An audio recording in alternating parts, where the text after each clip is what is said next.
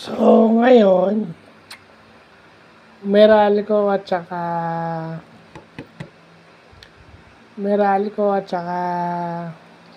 ano to? Meralco at saka Magnolia, no? So, ito yung game na kung saan bumabalik yung competition, yung spirit of competition. Physical, no? Dahil maraming physically nasasaktan. Di ba? Pero wala namang away, di ba? Yun yung good physical, ano? Yung sinasabi kasi nila hindi sports. Well, kasama sa sports yung full contact yung kagustuhan ding manalo. Kasi kung basta mo nalang ibibigay sa kalaban mo yung basket or hindi ka dedepensa, para sa ampat naglaro ka, di ba? Tapos yung ibang player, alam nyo na yung mga kabataan at player ngayon, kung magyabang ganun-ganun na lang, di ba? Sabi nga ni Big J kung ayaw mong masaktan, mag-chess ka na lang. Pero hindi yung basta ka manununtok hindi. Wala naman nangyari yan sa game na to. Ito rin yung game na kung saan dulo-dulo. Nakahanap ng katapat ito si Xavier, no?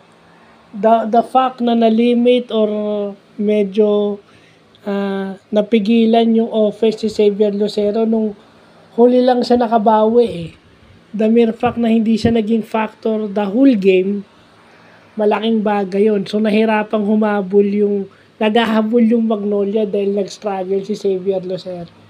Tinamaan pa si Ian Sanggalang at hindi na siya nakabalik. So yun yung malaking factor, no? Hindi mo kasi tatalunin yung ang malaking factor doon si Bates. Yun yung malalim na bench. Hodge, Almasan at saka si Bates, yung tatlong malaki. For the front line at saka yung may katulong na si Quinto, di ba? Nandiyan na si Cancino. Meron ka pang Aaron Black, si AB na maganda yung nilalaro. So again, this emphasizes yung bench. Di ba? Hanggat maaari ginagamit mo yung player mo kasi may capability naman yan Hindi naman yan makakarating sa PBA kung hindi yan yung di ba? Gone are the days na yung ang player mo sila Johnny Abarientos, sila Olsen Rosella na pwedeng mahabang minuto. Di ba? Ano ba, pinakamahabang minuto ngayon si Cliff Hodge. Si Cliff Hodge yung example ngayon na talagang kailangan mo kaya hindi mo tinatanggal sa laro. Si Cliff Hodge na lang ata meron nun sa Bigs. Tsaka syempre yung si Japet, di ba? Alam nyo naman kung sino coach nun. Nakakaawa nga yun Tsaka si Troy, di ba? Si Holt, yun ang mga kawawa. Diba? Kasi dapat iniisip mo rin yung health ng players. Iniisip mo yung health ng players na hanggang dulo, yung pinaka magagaling mong players o mga main guys mo, magagamit mo sila sa playoffs. Mas malaking pakinabang nila sa playoffs. Yeah. So again, first loss pa lang naman ng Magnolia and then ang Meralco umarangkada bago sila pumunta ng EASL. Diba? Importante makapanalo muna sila. Ito worry din ako sa Meralco, di ba? Kasi yung health din ng players ito yung kahirapan ng dalawang ligang pinaglalaruan mo. Yung health ng players, kahit sabihin mo gumagamit ka ng bench, yung health ng players mo is a priority. Yeah? Kasi dati ang PBA nun wala silang EASL Doon lang sila di ba?